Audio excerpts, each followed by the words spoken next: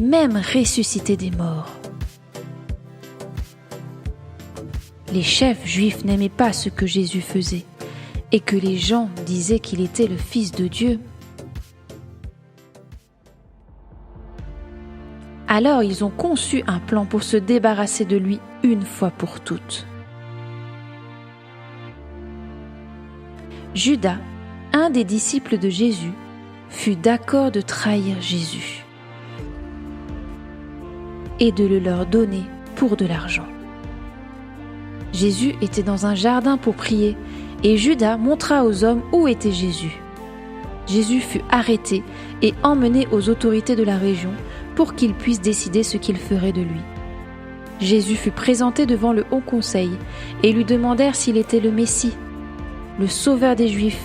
Ils lui demandèrent s'il se considérait comme le Fils de Dieu.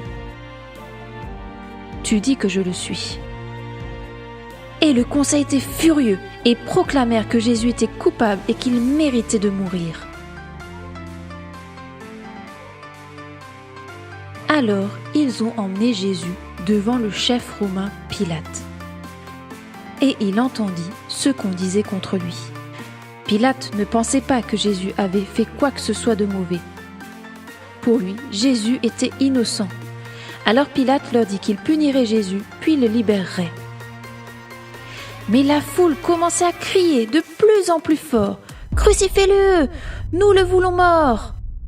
Et à cause de la pression de la foule, Pilate laissa Jésus avec les soldats romains pour qu'il soit crucifié.